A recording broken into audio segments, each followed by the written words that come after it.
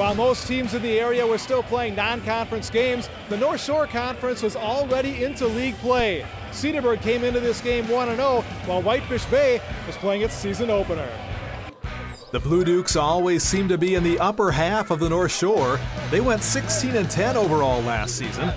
Cedarburg has just about everyone back from last year's 20-win campaign and is considered the favorite to win the league. 1, 2, 3, go! Junior guard John Diener is one of the reasons for that. Diener gets his man in the air, then pulls up and connects on the mid-range jumper. When Diener wasn't scoring for the Bulldogs, senior Jordan Johnson was. Here's Johnson for 3. He would go on to have a big night.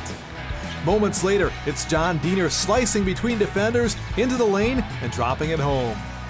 On the far end, it's Whitefish Bay sophomore Andrew Gaeta spinning towards the basket, off the window and in.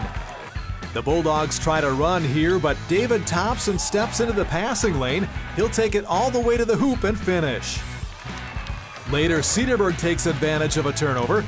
Jordan Johnson picks up the loose ball, and check out the move. 2 plus the foul.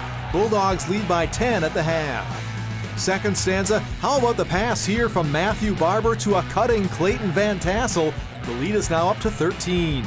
The Blue Dukes try to keep pace. David Thompson with the nifty dribble to get himself free. Thompson scored 10, while Xavier Johnson led the Blue Dukes with 16. A little later, it's Tommy Vellon with the leaner, tough shot, and he puts it down. Nicely done. But Coach Tom Diener's Bulldogs are in control late, and they're discussing how to finish this one off. His son John uses the jump stop and puts in 2 of his 21 points. Finally, it's Jordan Johnson with the hesitation, then around the defender. Johnson scored 31.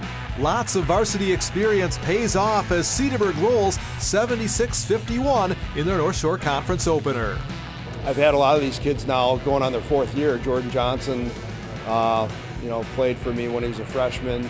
Jared Short, Clay Van Tassel. This is their 4th year with me, and actually that's what we just were talking about in there is, the fact that how far they've come from a maturity standpoint, from a strength standpoint, and how good they've become.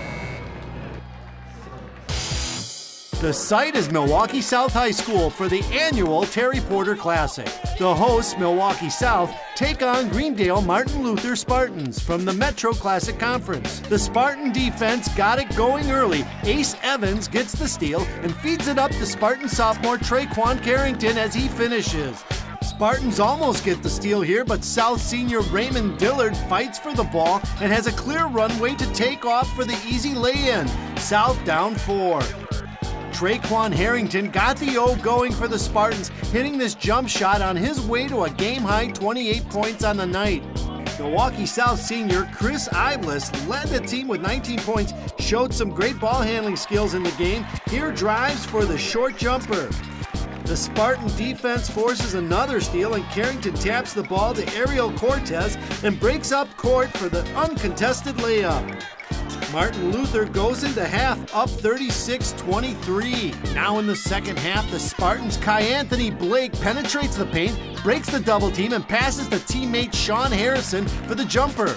Next play, Ace Evans gets the steal, gets it to the hot-handed Carrington for the 3-ball. Spartans' lead increases to 16. Timeout South. Out of the timeout, South wasn't going down without a fight. Here, JoJo Keith would get hot, hitting this jumper. Cardinals cutting into the lead. South offense now on a roll, feeling confident, starts to work the ball inside to the big man, senior Dante Ellis, as he uses his wide frame to fend off 3 defenders for the layup.